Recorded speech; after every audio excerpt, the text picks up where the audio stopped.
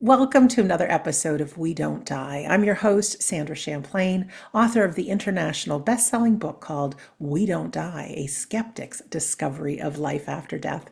And just a reminder, my home base is wedon'tdie.com, where you can always find our free Sunday gathering with medium demonstration, 2 o'clock New York time. Free, did I say that? Every single Sunday. Also, if you are really interested in the afterlife, I have now over 600 episodes of podcasts between my two shows. This one, We Don't Die Radio, and then also Shades of the Afterlife, which is hosted on iHeartRadio. If you wish to become a loyal follower and join my Patreon community, you're invited to do that. You get episodes before everybody else does. We Don't Die Radio episodes, commercial free. And then also you get a list of all current episodes, and you can easily search to find the one you want or the topic you'd like. So again, that's at the home base at wedon'tdie.com. Our guest today is a very special lady. Her name is Sadie Beyl, who is the founder of From Mourning to Light online grief summits. Sadie is a professional architect who ran a small practice in Cape Town with her husband, Paul. After Paul tragically died in a motorcycle accident in 2019, Sadie packed her suitcase, moved to Italy, and is now passionate about helping people through grief.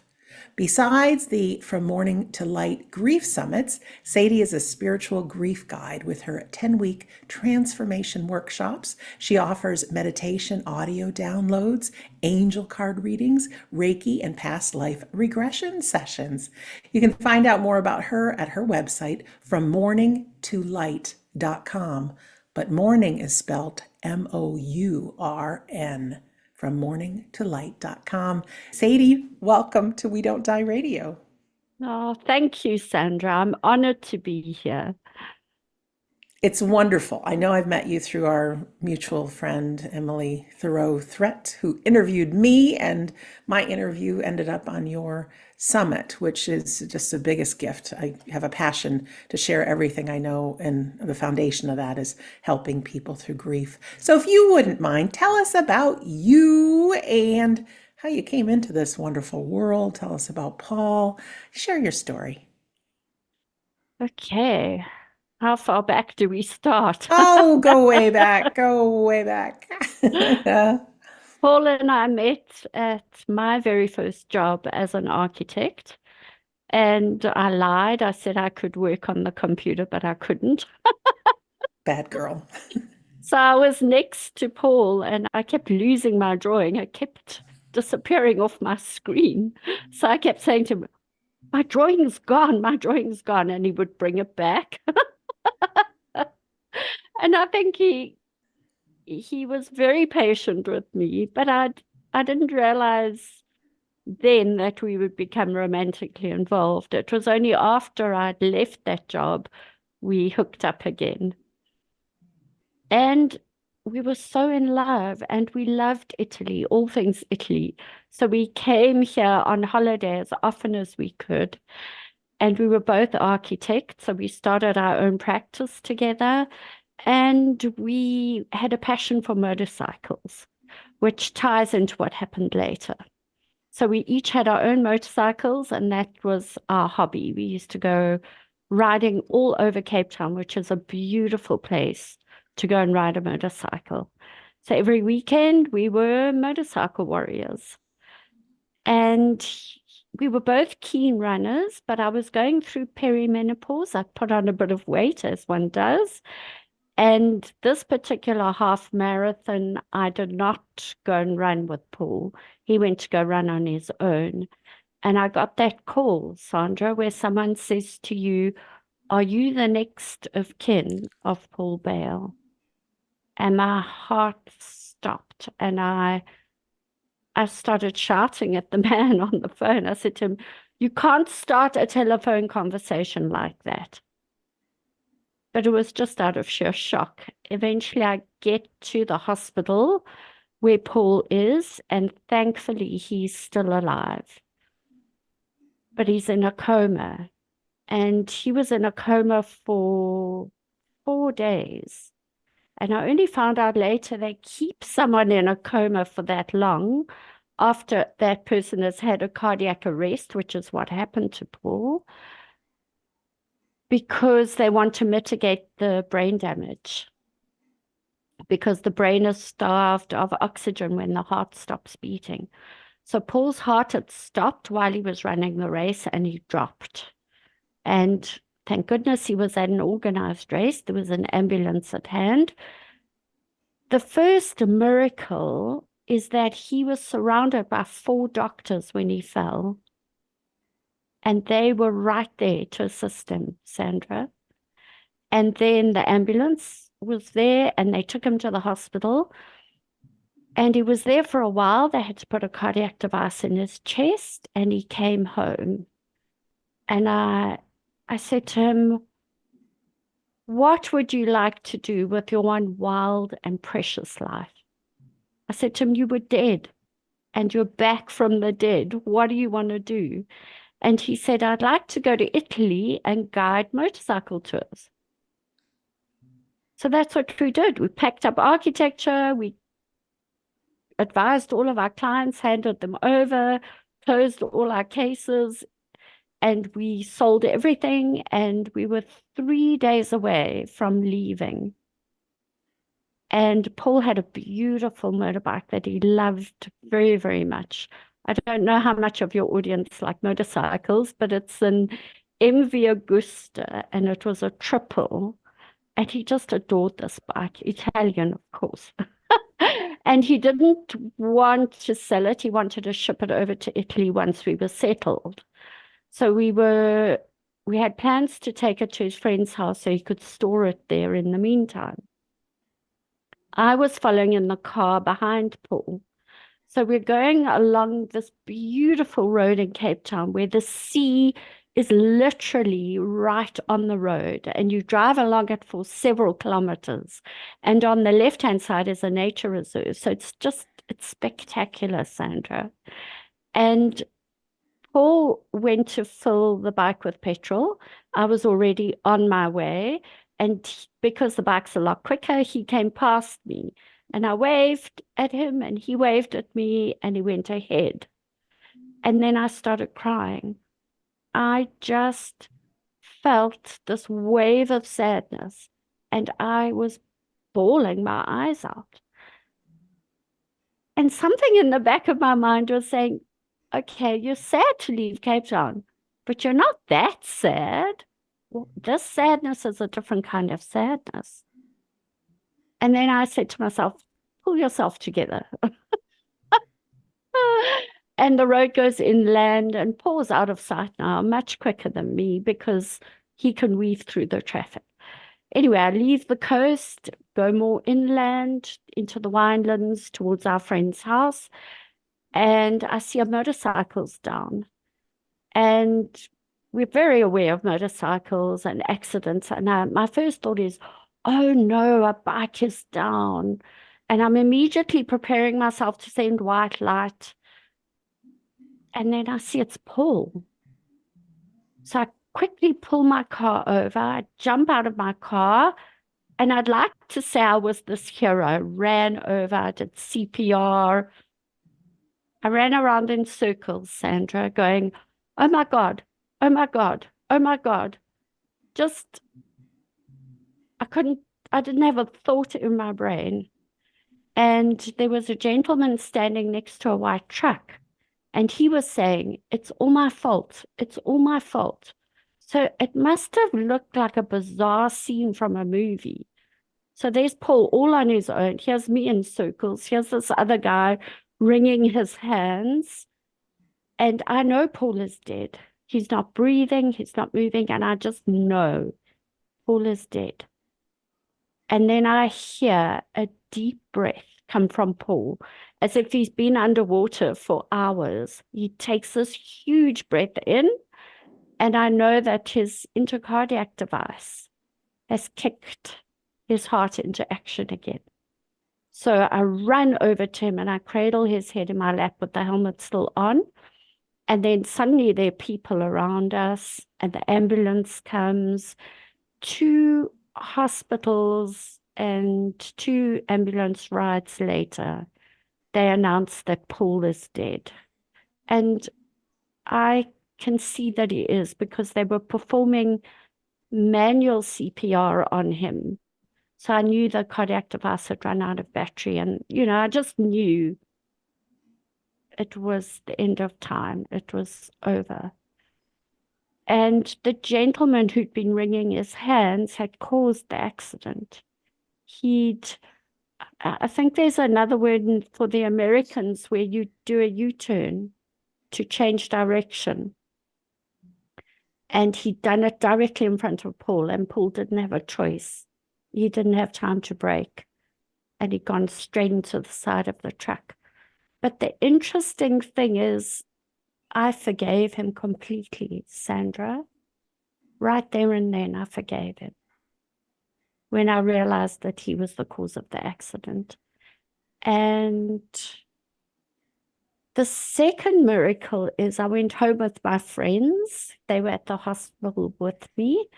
And I woke up the next morning. As I was waking up, I heard the clunk of a coffee cup on the table next to the bed before I'd opened my eyes. And I heard Paul audibly say, "Sade," which is how he woke me up every single morning, Sandra. And then I opened my eyes and I was so confused because I wasn't in my bed. I wasn't in my room. I was in my friend's spare room. And then I realized that Paul had died. But he was right there, Sandra, on that very first morning. So that's another miracle, that I woke up without Paul, but I didn't. He made sure that he was right there that very first morning that I woke up without him. Oh, Sadie, my heart goes out to you, and I know grief is a journey. I know we believe in the afterlife, but there's nothing worse than missing their physical presence. So, sending a big hug, because it really wasn't that long ago. You're right. It was just over 5 years ago, Sandra. Yeah. I'm remarried. So this story has a very happy ending. Well, tell us more. Tell us more. Okay. So before I got remarried, I believe grief is a spiritual awakening. And I think all crises are, but specifically grief. And the reason I say that is because I'd been on a spiritual journey before Paul died. It was my hobby.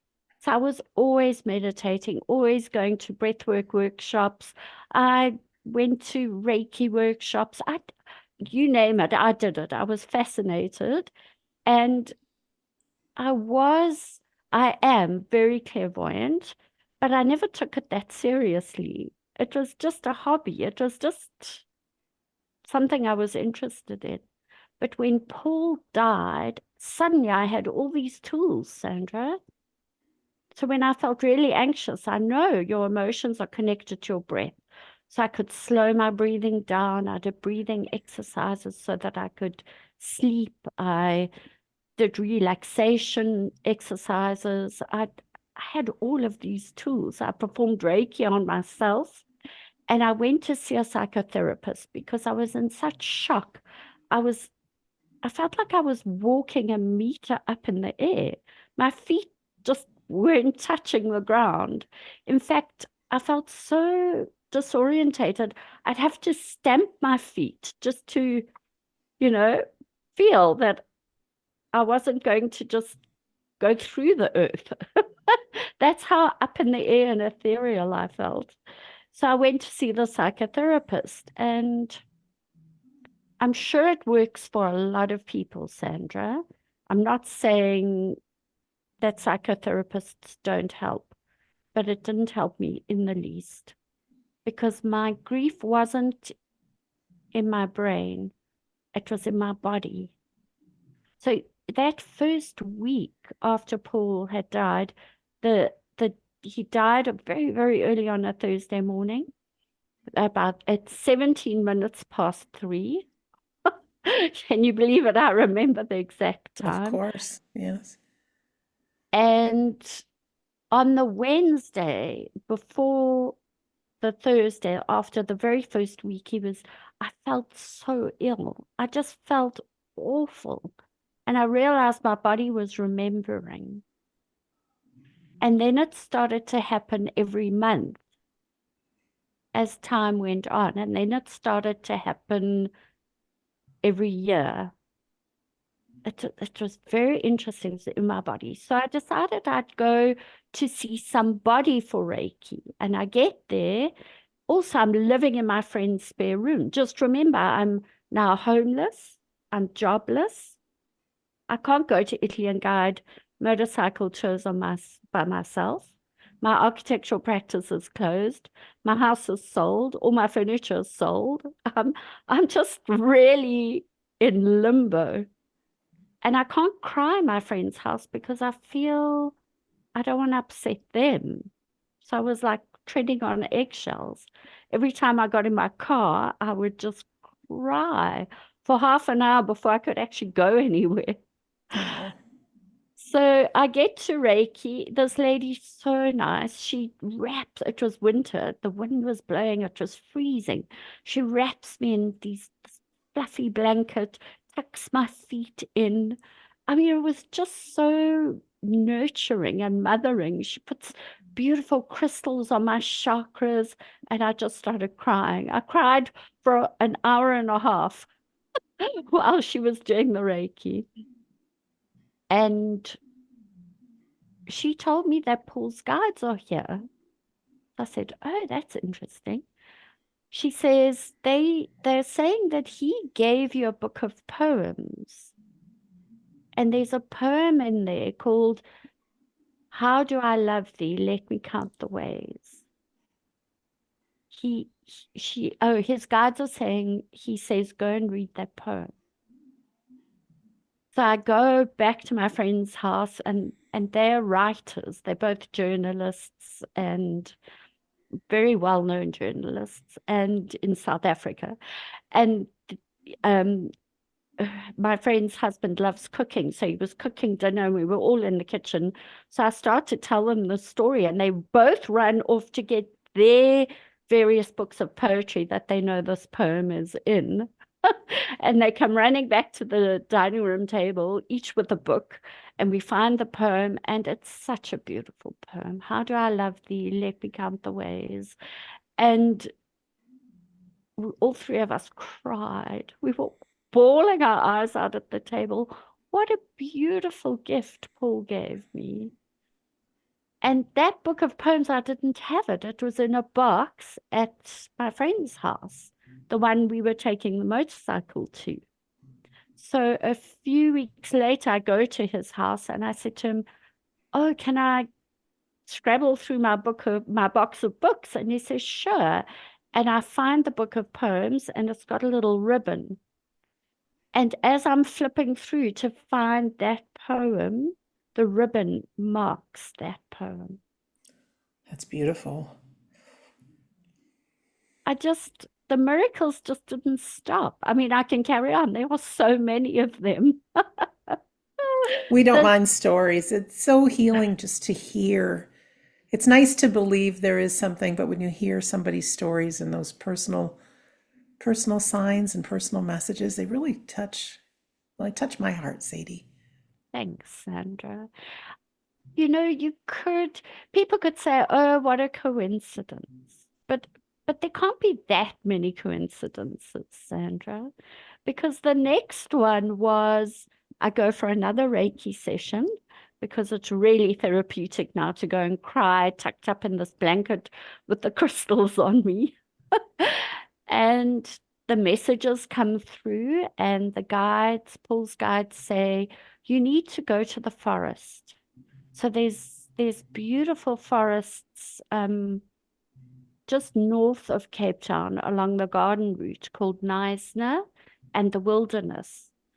And they're just special forests. There are very few forests in South Africa natural forests, but that is one of them. It's very special. And we used to go there on holidays often, Paul and I. So I decided, okay, I do need to take a road trip and get out of my friend's house and just be on my own. And the lady doing the Reiki said to me, his guides are saying you're going to meet somebody there who's going to help you. And that's all I get. So I'm, okay, that's interesting. And late at night, I remember being on Airbnb and just randomly choosing a cabin and just booking it and going to sleep because I was so exhausted and not even thinking about it, getting in my car, going on my road trip. And I arrived there, and the woman whose B&B it is, husband had died 5 years earlier. And so we became such good friends, and we spoke, and her life was so full, Sandra. She had youth groups that she was guiding. She had friends, she had plans, she was going on trips. I mean, her life was full and she was happy. But we had these long talks, and she still missed her husband and she was still grieving him. And it was the best thing for me to meet her and see that you can still have a full life, that life can be good, that it's possible to be happy again. Because I was at the point where I thought I would never be happy again, that I would never stop crying, that I would never stop grieving intensely. It feels like it will never end. But she showed me that, yes, the hurt will soften. You'll still miss him. You'll still grieve him, but you'll have a life. And she said to me, you can choose to be a victim of this circumstance, or you can take your life back. And taking your life back doesn't mean forgetting, doesn't mean letting go of the love. It's honoring him. By living your best life, you'll be honoring him. And Beautiful words.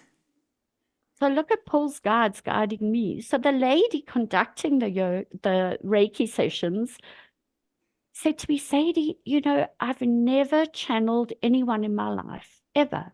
I've never had messages from my guides, anyone else's guides, let alone someone who's died guides. She says, all of this is really a first for me. So Paul and his guides were really working strongly to get messages through to me. That's the other miracle. So the miracles don't end there. I decide I can go to Italy. I don't have to guide motorcycle tours, but I can still go and live there, because I was toying with the idea of finding an apartment, buying new furniture, finding another job, starting my architectural practice again. And those thoughts of going back to where I'd been just held no lure for me. I just didn't get excited about it. I thought I can do that, but I don't actually want to. And so what's the option? Go to Italy. And I thought, well, I can go to Italy. Why can't I? So in a very brave, rash move, I packed everything up. I went to London. I spent Christmas with my family who live in England. And then I came to Italy. And I can't say it was easy. I was quite lonely. I couldn't speak Italian that well. And the people here in my town don't speak much English. Really? But what they lack in language, they made up for with heart. So the greeting here is, hello, how are you? Have you eaten? That's so nice. So I made the mistake one day of saying no. Instead of not yet, I just said no. And this old lady pulled me into her house and fed me. And I was actually on my way to have lunch with some other people I'd met. So That's great. I didn't want to be rude, so I ate the lunch. And then I went to my friend and they said, eat, have lunch. And I'm going, no, no, no, I've eaten. And they're going, don't be ridiculous, eat. Eating is love. So exactly, feeding people is love. So I had 2 lunches. So when people said, have you eaten? I always said, yes, yes, I've eaten. Thank you. But Good to know. in the back of my mind, I had this sense of security. I will never go hungry in this place. And even if you have eaten, they still push food on you. And if they've baked a pie, they cut it in half and they wrap it in foil and they give it to you to take home. I mean, it's really special here. It's very healing. Where in Italy are you? I'm in Abruzzo, which is east of Rome. So Okay. Rome is in the province of Lazio, and then right next door is Abruzzo, which takes you to the opposite coast. So I'm 45 minutes away from Pescara, which is a coastal town, and I'm in the mountains. I live in a national park in a historic village called Pacentro. How beautiful. It is stunning here. And my walls are a meter thick, built of stone. So the town is over 2,000 years old. Beautiful. Now, And it how has, did your new husband come into the picture? okay, so here I am in Italy and COVID hits. So I decide, okay, well, I can't leave even if I wanted to, but I don't want to. So I jump online and I find Tony Robbins, and he has those spectacular online events that I join, and it's very intense. I mean, you're working at it for 12, 13 hours a day, just non-stop, but it's assessing everything in your life.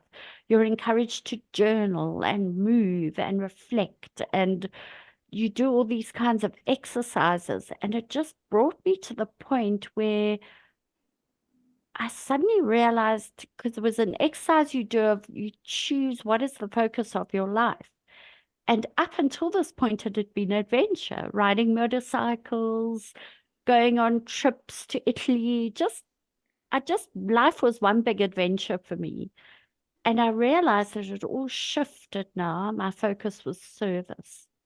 And I could just feel my heart opening in compassion to everyone who is grieving because I knew what it feels like. And I realized that service is to help those people because I've been there. I've got all these tools, Sandra, meditation, Reiki, past life regression, and I know how to help them move and grow through their grief. I've got the keys. And that's how I started from Mourning to Light. Talk So, about from morning to light. Yes. Oh, the okay. husband. The The husband. husband and from Mourning to Light all kicks in together. Okay. So angel card readings, I do those. So I'm doing an angel card reading for myself. I do them all the time because they're fun. And the card comes up, it says romance. And I go, no. And I don't even read the card. I just think I'm just nowhere near interested in romance. There's no one in my life I'm even interested. What a mistake. And I put the card back in the pack. And my neighbor and his mom had been bringing me food because I'd had severe bronchitis and I was really, really ill. It wasn't COVID, it was bronchitis. And because I was tested, they thought it was COVID. So they'd been bringing me meals and making sure I had wood. It was winter. And the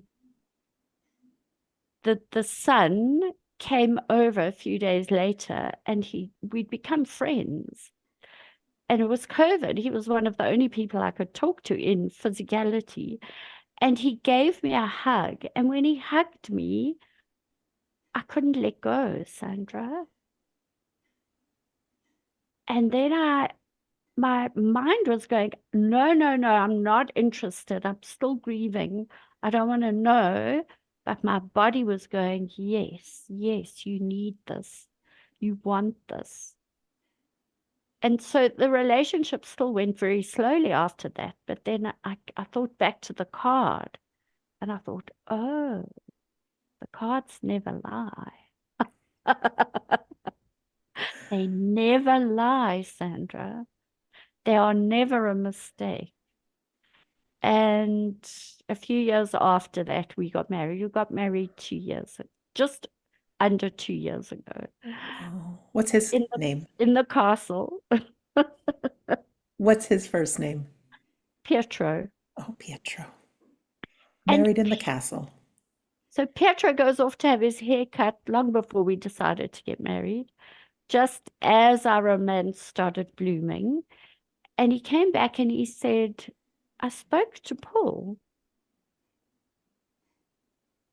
So he was in this relaxed state, sitting there having his hair cut, and he spoke to Paul. And I said, what did Paul say? And he said, I asked Paul if it's okay. And Paul said, yes, it's okay. Oh, I actually feel like crying now. Me too. So we have Paul's photo on the wall, and every now and then he speaks to Paul and he talks about Paul, and he's just so comfortable. He met Paul. He met Paul when we first bought this holiday home in Italy. So he knew Paul. He'd met him. And so he wasn't threatened by Paul. The relationship wasn't complicated by the fact that my husband had died. He was just relaxed and comfortable with Paul, which, I mean, what a miracle is that? Definitely. So I decided to work online because my Italian wasn't good enough to get a job in architecture in Italy. And besides which, it was COVID. So you couldn't actually go out to work. So all these circumstances pushed me to do From Morning to Light. So I decided to put the summit on, and I pulled up my courage and I just sent out emails to people that I admired or who I'd seen on podcast or whose books I'd seen and read. And I just said, would you like to be a guest on my show? And the majority of them said yes, which I was so surprised about because I'd never done it before. So it took a huge amount of courage, Sandra. And I'm sure you felt like that when you first started. Definitely. And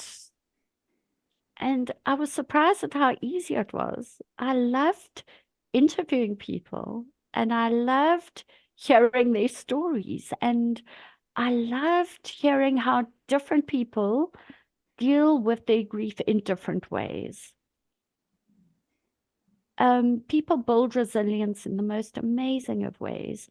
People philosophize about their grief and they come up with solutions that I'd never thought of. And the response of the people. I mean, one lady wrote me a handwritten letter and posted it to me to thank me for the series and how much it had helped her.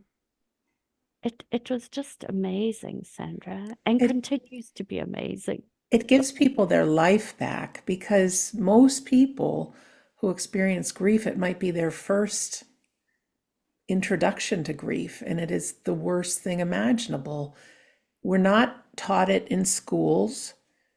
It just wipes us flat on our back. And then we try to mentally understand it and think we should be somewhere else.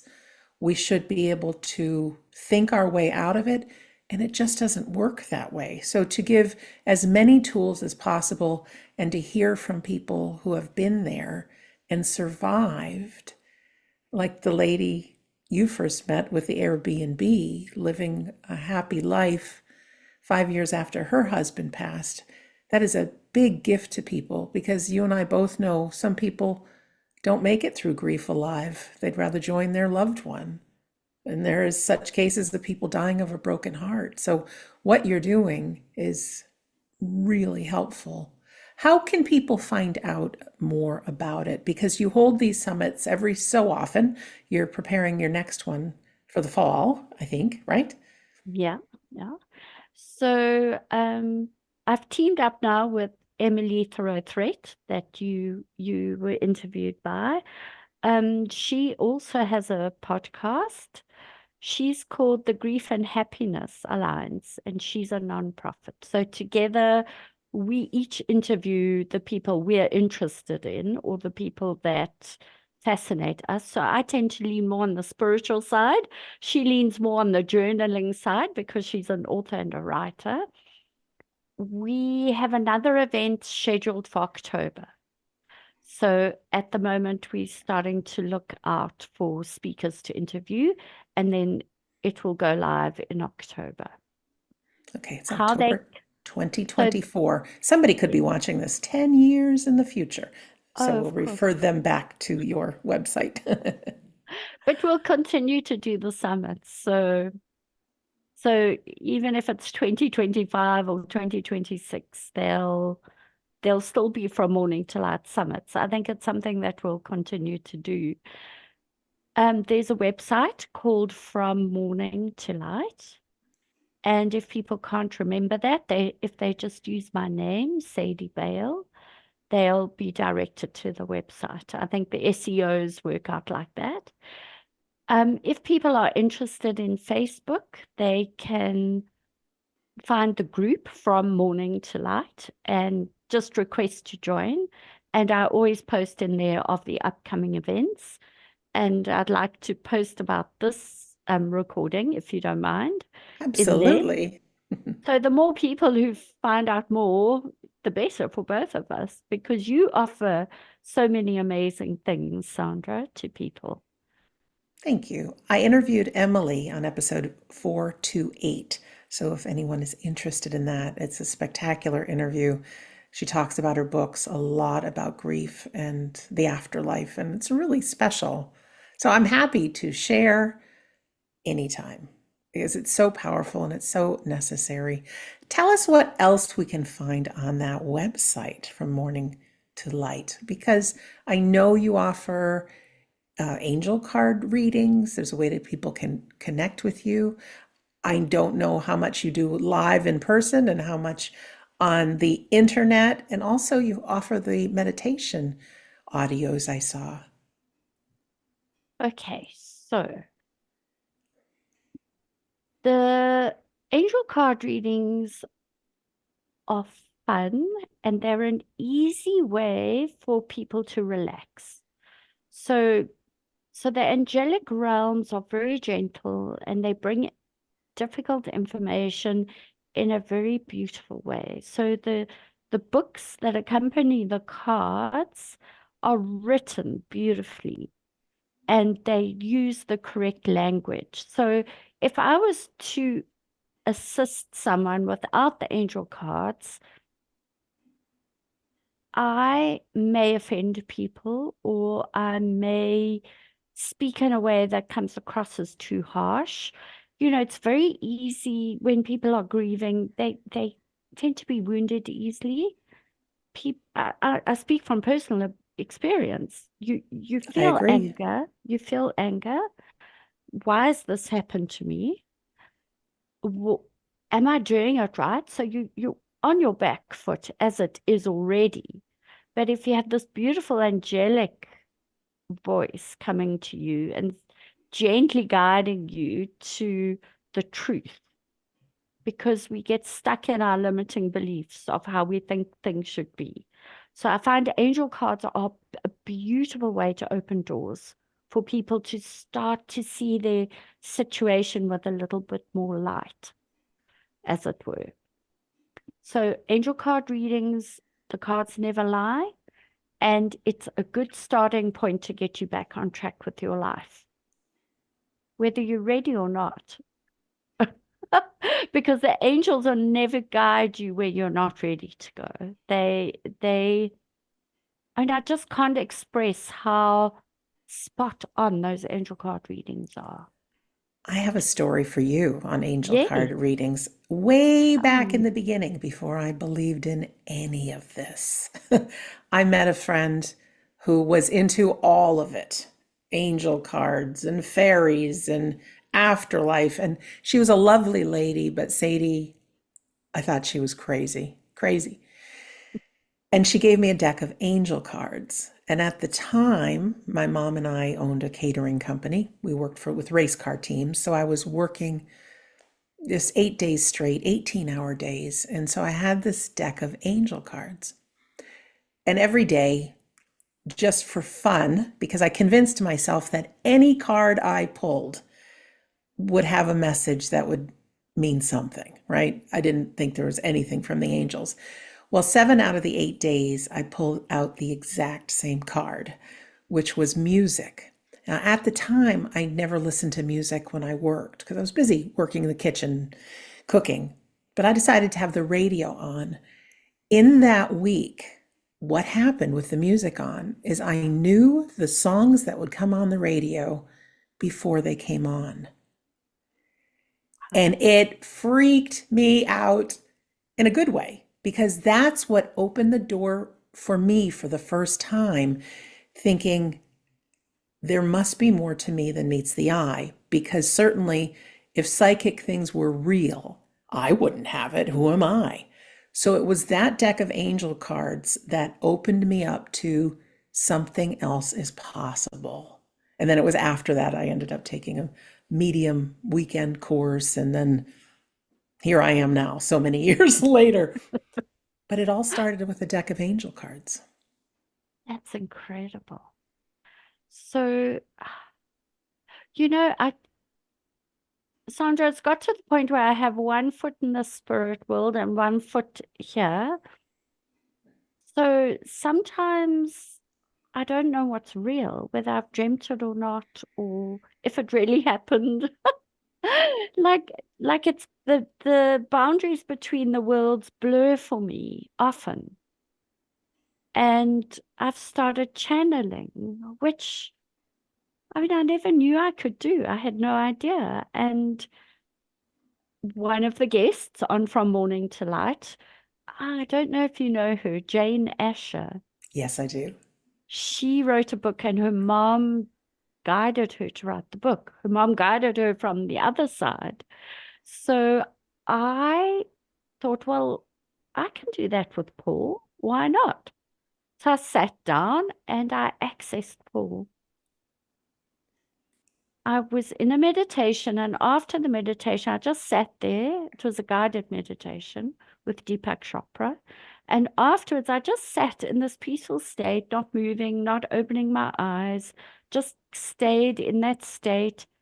And I came to the edge of an abyss, and the sun was setting, but there's this deep, deep abyss. But there is another side I can see. And I feel that I'm in my higher self. So my higher self is this huge golden being. And my aura in my higher self is almost like jewels, like beautifully intricate jewels. It's amazing. It really is an amazing space to be in when I go there. So I'm in my higher self and I call Paul and he comes along to the other side of the abyss. And he's this enormous blue being, which I didn't expect at all. And I think he just said, "Are you okay?" And I said, "I'm fine. Are you okay?" And he said, "I'm fine." And then the meditation ended.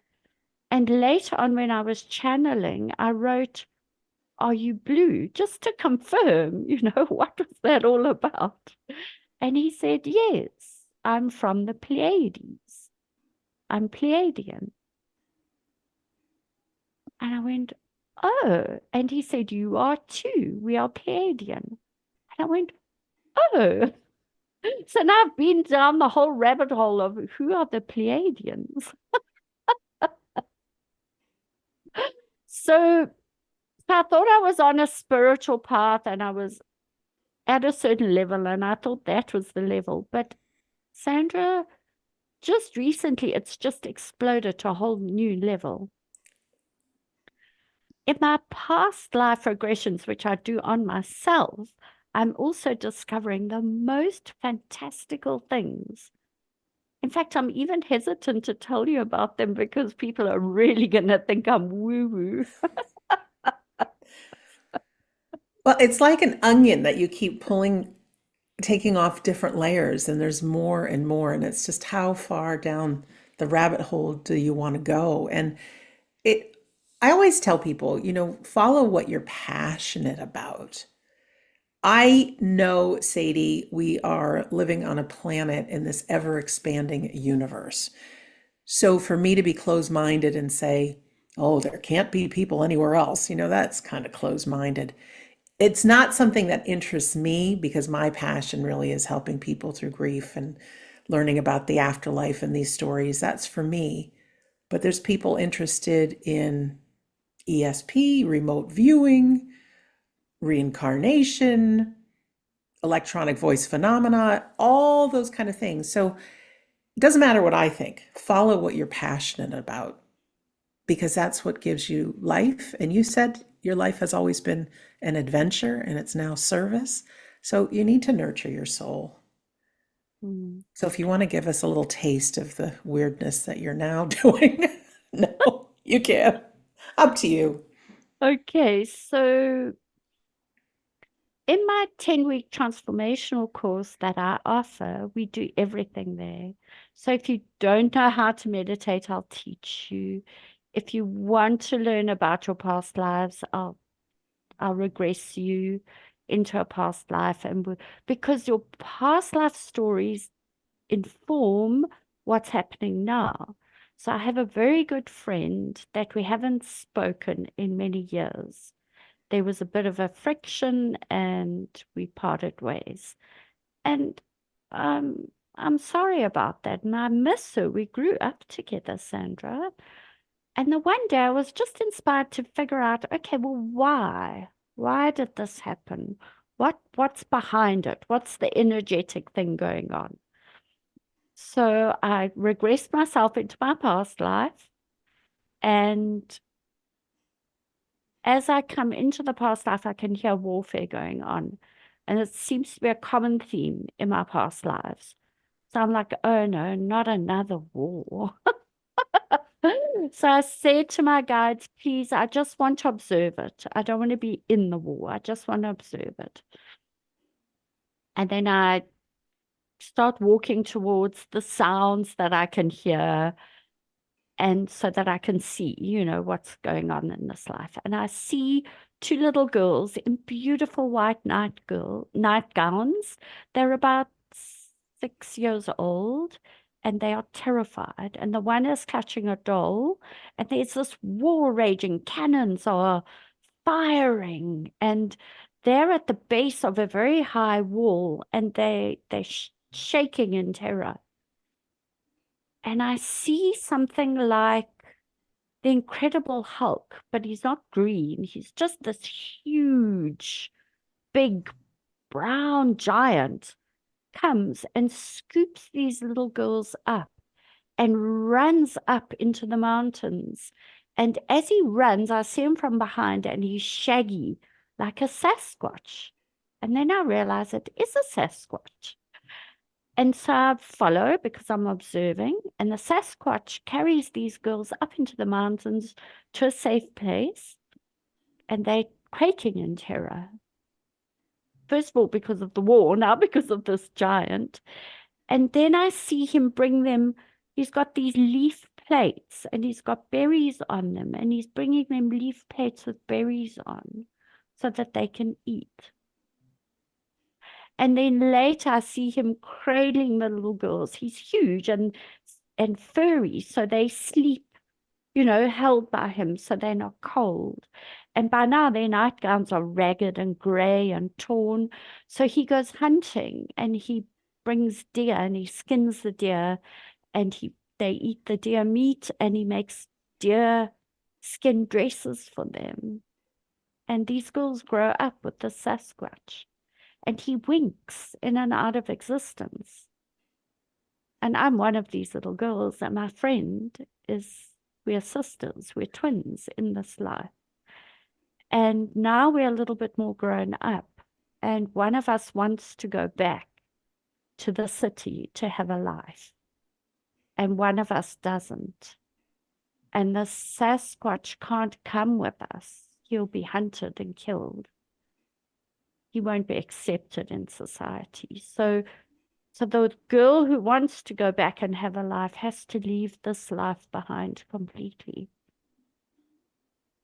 And then I realized, oh, that was me. I wanted to go and have a life. And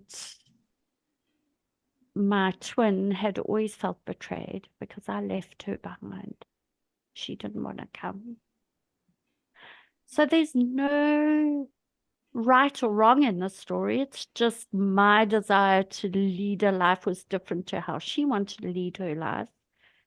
And yet she felt betrayed by it. And then I had this insight that that's okay. I had my path and she had hers, and we made our choices. And the message I got from this past life was help will come from the most unexpected sources. Because as this past life was unfolding, my brain is going, really? A Sasquatch? Really? Really, really? So, Sandra, when you mentioned people having all these different things, all of it is true. All of it is true. The Sasquatch, the Pleiadians, whatever it is, it's all true.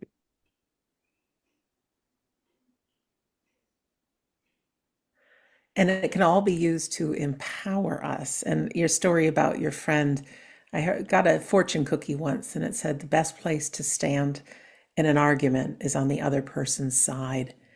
It's so easy to make people wrong, but when you take that time to really try to understand what life must be like for the other person, I think we can have compassion and empathy and understanding.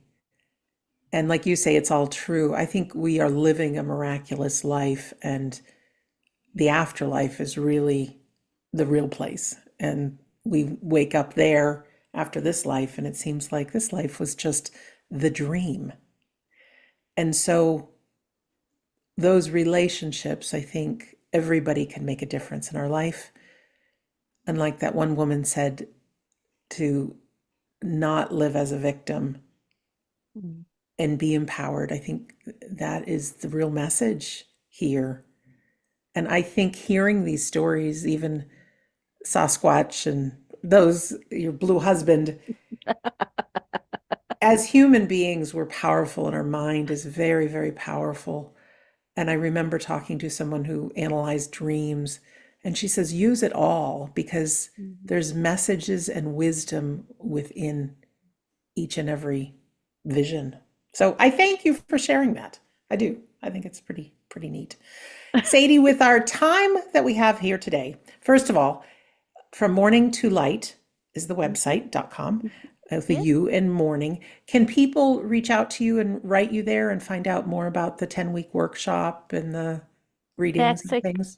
That's exactly right, Sandra. I'd like them to send me a note from the website so that I can have a call with them to see if they're a right fit for the course, because it's not for everyone.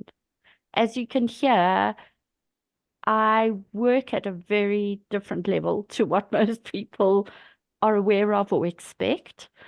So it takes a little bit of open-mindedness and courage to go down that path. But it's transformative, Sandra. That's why I've called it the transformation course, because when you do it, you will discover things about yourself and inner strengths that you were not aware of. So, so that's why I'd like to talk to people first to make sure that they are the right person to come and do the course. It's not for everyone.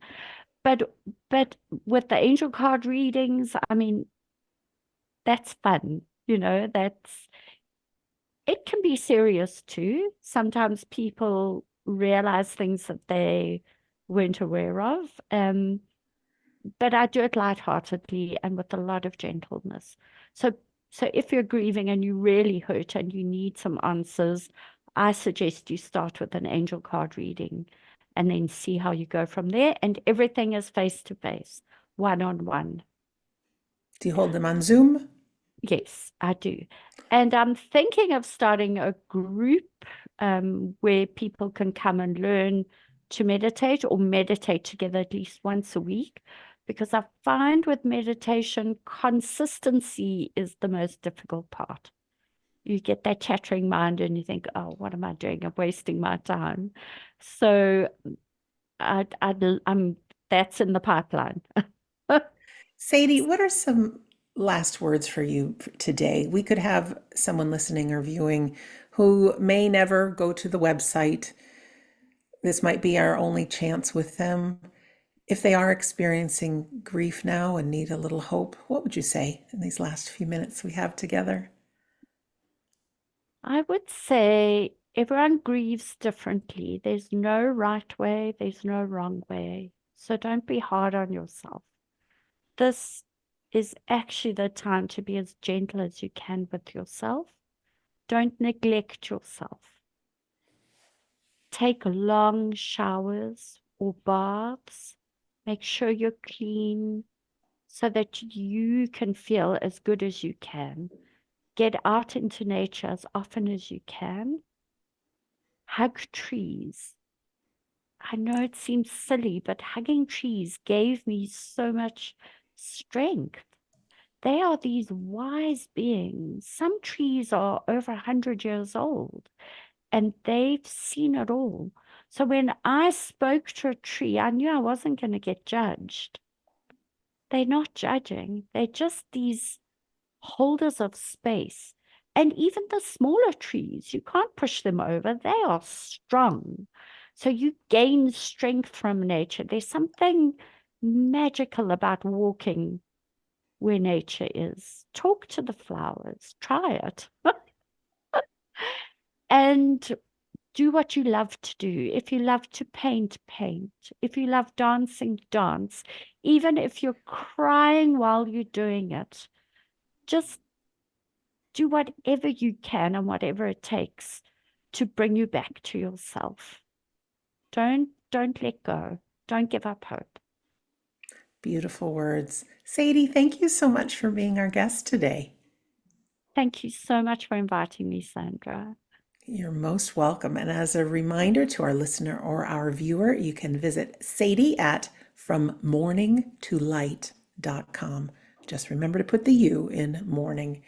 And for you, thank you for taking the time to listen or to watch this. We'll always give everything we've got, myself and our guest, to give you good reasons to believe in the afterlife. Beneath all of it is the foundation of grief support, because it's a killer, can be, but it can also open up the spiritual pathway and have you start asking those big questions. Who am I? What is my life for? And as tough as my journey has been, I wouldn't do it any other way because I'm here with you today. As a reminder, my home base is wedon'tdie.com. On that main screen, if you enter your name and your email address, it says you get the first few chapters of my book, We Don't Die. The secret is it's the entire book. Chapter 10 is how to survive grief and has some very powerful tools in there as well. We also have our free Sunday gathering with medium demonstration now in our 5th year. So it's very inspirational and empowering for your life, and it's fun. So in closing, my name is Sandra Champlain. I'm always so happy to be your host on We Don't Die. I do believe that life is an education for the soul and that your life here on earth matters. It's important. Pay attention to being of service to others. Share what you love, and you can never go wrong. So thank you for listening or for watching, and we'll see you again soon.